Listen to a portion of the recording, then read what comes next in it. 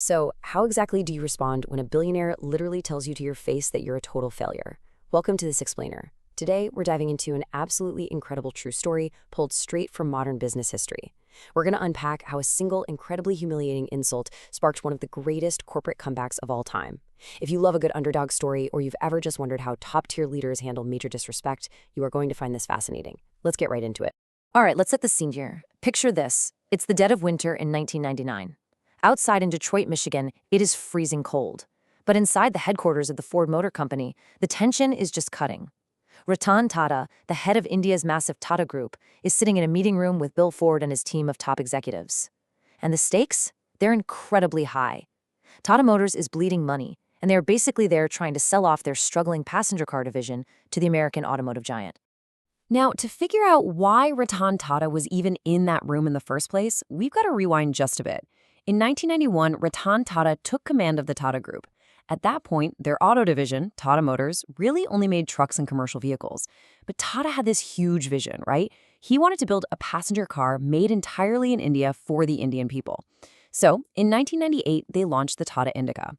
But, well, the launch definitely did not go as planned. The car had technical flaws, customer complaints were piling up, sales just absolutely tanked, and the company was facing massive losses.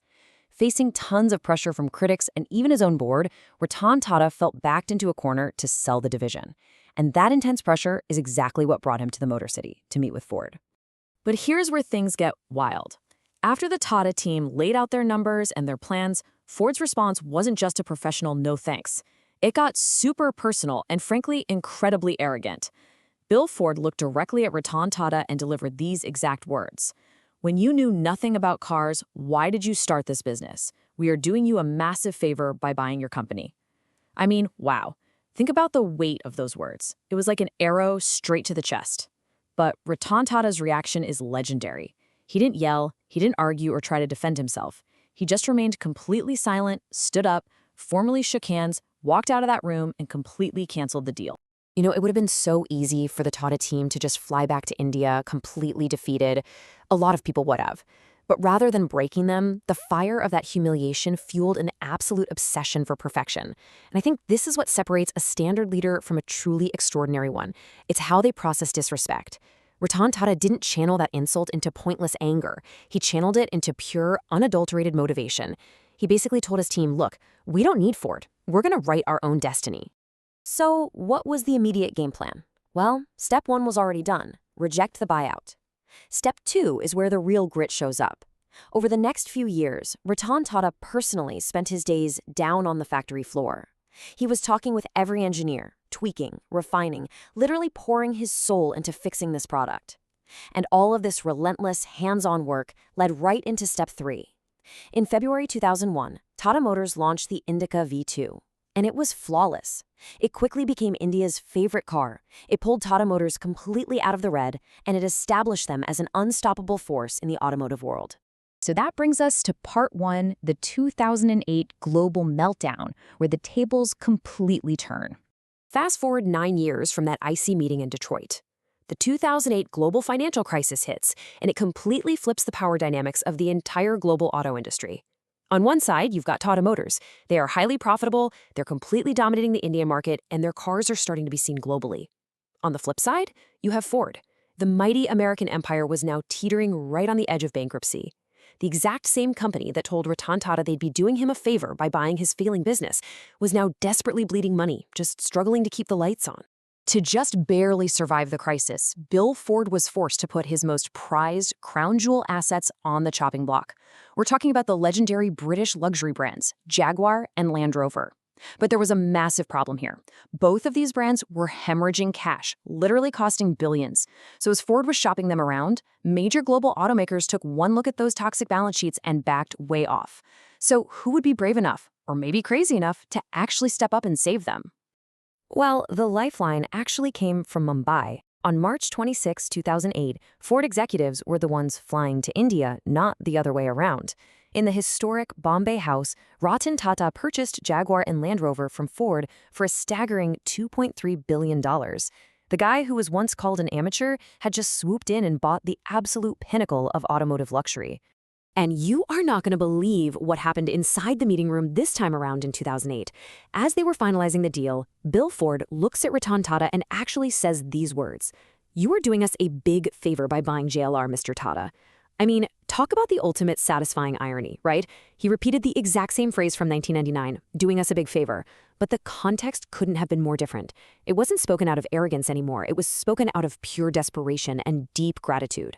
And, true to his nature, Ratan Tata didn't gloat at all. He just offered a polite smile and shook his hand. Of course, just owning the brands was only half the battle. Back in England, the news of the sale caused a massive panic. British newspapers were running all these headlines asking if Indian executives were going to come in and teach them how to make luxury cars. The workers were terrified of mass layoffs, worrying that a new foreign owner wouldn't respect their history. But instead of coming in and asserting dominance, Tata took a totally different approach. He made a very clear promise to Britain. 0 job cuts, Jaguar would remain Jaguar, Land Rover would remain Land Rover. He promised to simply provide the funding and the creative freedom that their engineers so desperately needed. Basically, he supported them instead of trying to dominate them. And the financial payoff of giving them that trust? Absolutely spectacular. Freed from all that corporate micromanagement and backed by Tata's deep pockets, the British engineers flourished. They developed these stunning new models like the F-Type. By 2015, the Jaguar Land Rover division, the very same one that Ford thought was a toxic burden, was generating over £5 billion in revenue for the Tata Group.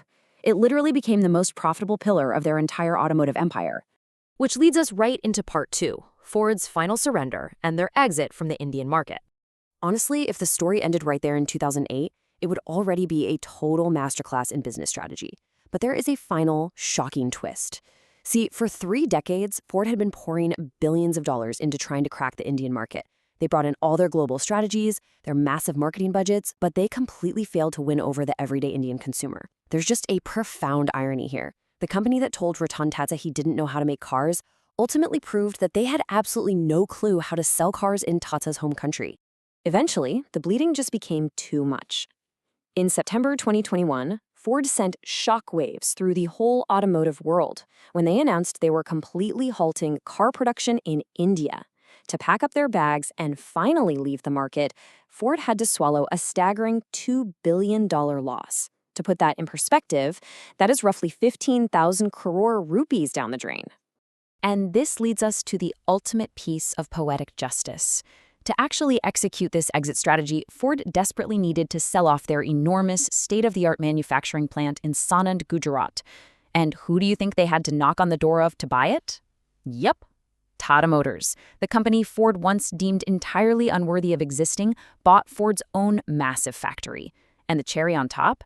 Tata didn't just buy it to build regular old cars. They bought it to massively scale up their production of electric vehicles, totally cementing their status as the absolute dominant force in the future of Indian mobility, all while Ford practically vanished from the country. So as we wrap up this explainer, I want you to consider this. Ratan Tata basically gave us a masterclass in handling haters. He showed us that true leadership isn't about destroying your enemies. It's about outworking them, out-innovating them, and honestly, sometimes bailing them out when they fail. He proved that silent success, built with dignity and restraint, is always the most deafening revenge. So the next time someone doubts you or totally insults your vision, ask yourself, are you going to waste your energy shouting back, or will you just put your head down, get to work, and let your empire do the talking?